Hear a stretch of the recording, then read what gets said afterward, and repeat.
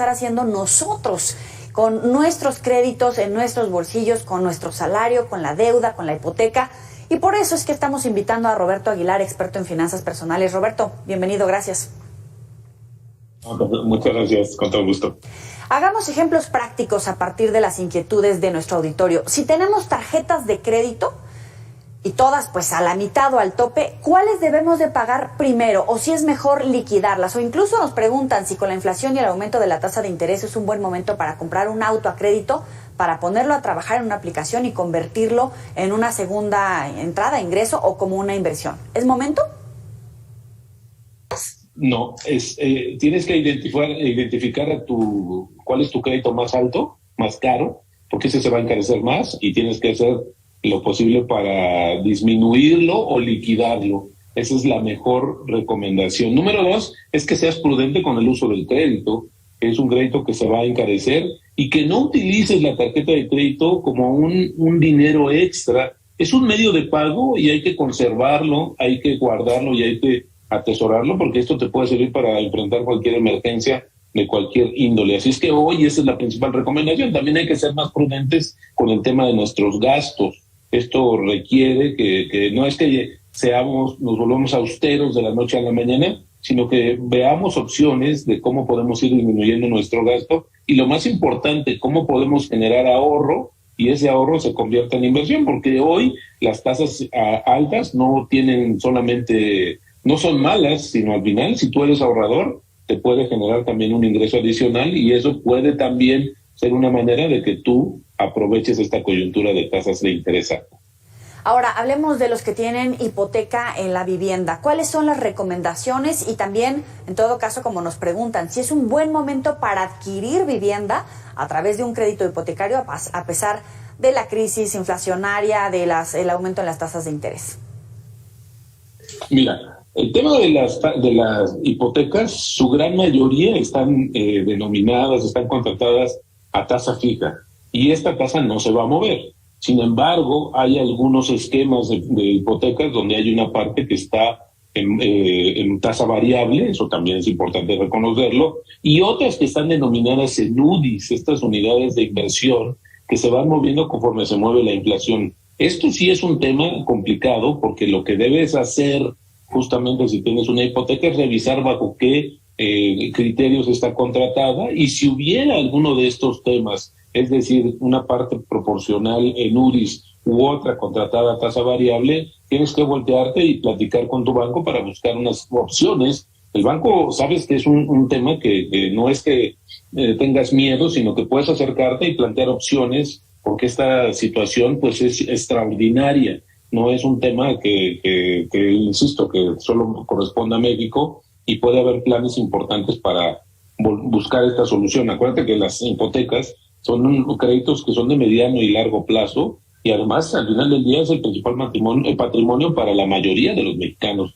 Tener una casa se ha convertido justamente en este objetivo e insisto, el principal patrimonio y hay que cuidarlo. Que sí es momento de comprar o no una casa, esto es bien importante porque siempre anteponemos las condiciones externas y la verdad es que si nos quedamos pensando en ellas nunca vamos a comprar una vivienda. Hoy podemos aprovechar dos cosas. Ante una menor demanda que hay, producto de de menor crecimiento de la economía, obviamente los desarrolladores de vivienda tienen que darle movimiento a esas existencias, a esas casas que están o departamentos.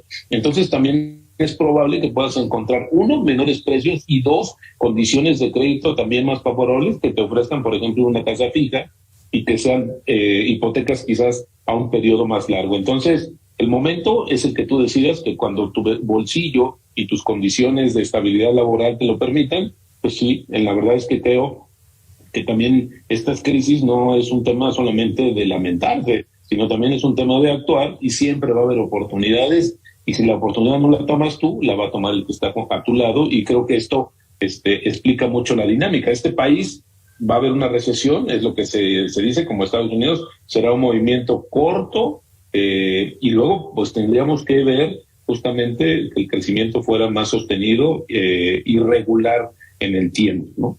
Hace un momento hablabas, haciendo este ejercicio, del 100% de nuestros ingresos, cómo deberíamos diversificar en gasto, lo que tú ponías sobre la mesa, ahorro, pago de deuda, etcétera. Bueno, pues fíjate que hay un 30% que debes de buscar para cubrir tus gastos. Eso es inamovible, porque justamente son gastos de los cuales tienes que pagar sí o sí. El otro 30% deberías de destinarlo justamente a estos gastos variables o a la creación incluso de este fondo. Y yo diría que este 40% es que también dependerá mucho de cómo esté la salud de tus finanzas. Si estás muy endeudado, ocupa ese 40% para ir disminuyendo de manera más rápida los créditos, porque se van a encarecer. Eso es inevitable con el incremento de las tasas. Así es que podríamos reordenar nuestros ingresos para justamente dirigir una parte más importante para disminuir estos pasivos y también, bueno, identificar, como lo dijimos hace rato, los que son más caros, más onerosos y que son los que se convierten peligrosamente en una bola de nieve que van creciendo. Y bueno, lo más importante creo también, o lo más es no fallarle a tus acreedores, porque si hoy están subiendo las tasas, fíjate, hoy están subiendo las tasas de interés, imagínate las tasas de morosidad o los castigos y comisiones que hacen las instituciones financieras, pues entonces esto lo único que va a hacer es agravar más tu salud. Así es que, pero pareciera que cuando hablamos de esto, mucha gente dice, bueno, pues es que no está en mi situación, yo ya hice, ya gasté, gano poco. Bueno, aquí hay dos formas, o ganas más o gastas menos. Tampoco es tan complicada la ecuación. Si tú tienes posibilidades hoy de aumentar tus ingresos, y esto es importante también decirlo, creo que una recomendación, con la pandemia muchos de estos cursos y mucha de esta educación a distancia comenzó a subir. La oferta creció de manera importante y sabes que hay muchos que son gratuitos. Entonces tú podrías utilizar también y aprovechar esos cursos en tu bien, invertir en tu capacitación, habilidad o concretar alguna nueva habilidad, estudiarla, y esto te va a permitir en algún momento también mejorar tus percepciones o buscar otras alternativas que complementen tu ingreso. Si esto está muy complicado por el motivo que sea, entonces lo que hay que hacer es gastar menos. Pareciera una cosa complicada porque muchas personas dicen, bueno, pues ¿cómo quieres que ahorres si apenas si me alcanza? Bueno, justo por eso mismo, porque si estás en esa situación, urgentemente debes de ahorrar. ¿Y cómo lo vas a hacer? De una manera también relativamente sencilla. Haz una lista de los gastos que tienes y lo que esta prueba, esto no falla. Si hay gastos que tú no incluyes en esa lista porque se te olvidaron o porque de plano no los recuerdas, sencillo, son los gastos que puedes disminuir o incluso eliminar. Hablabas de ahorrar, invertir, tener un fondo de emergencia al mismo tiempo. ¿Cómo le hacemos? ¿Cuáles serían como los 10 tips, empezando tal vez como cómo ahorrar, ¿no? Cómo invertir. Es que yo creo que eso dependerá de cómo, qué tan seguro estés de mantener tu fuente de empleo principal, porque ese es uno de los temas. Si estás trabajando en una empresa que ha sido afectada en muchos sentidos o que no ha podido recuperarse plenamente, creo que también lo que recurren las compañías desafortunadamente es a la disminución o al recorte de personal para poder seguir subsistiendo. Así es que esto creo que es importante. A ver, creo que no tenemos que enviar un mensaje negativo, porque no es, o sea, sí es una etapa. México ha vivido estas situaciones de inflación alta. Quizás ahora pues hay muchos jóvenes que ni siquiera tienen esta referencia, porque los niveles de inflación que estamos viviendo en estos momentos no se veían hace 20 años, ¿no? Entonces, todas estas personas jóvenes lo que hoy tienen es un pensamiento diferente porque no tienen el antecedente, y hoy lo que se puede es generar oportunidades. Yo creo que es importante verlo en el contexto de ser más educados en términos de cómo gastamos y administramos nuestros recursos.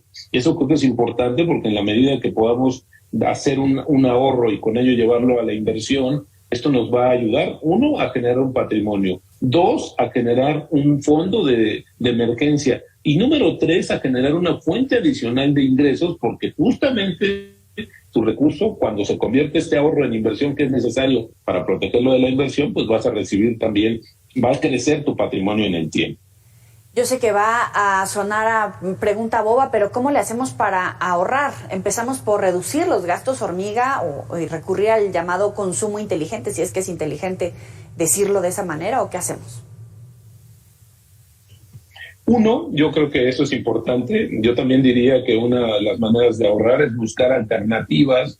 Hoy, por ejemplo, en periodos de inflación alta, muchos de los consumidores lo que hacen es buscar otro tipo de marcas, que son estas marcas B, que les llaman, que son las las propias tiendas, las propias cadenas, que son más económicas porque no cargan este costo involucrado o que representa la marca en especial.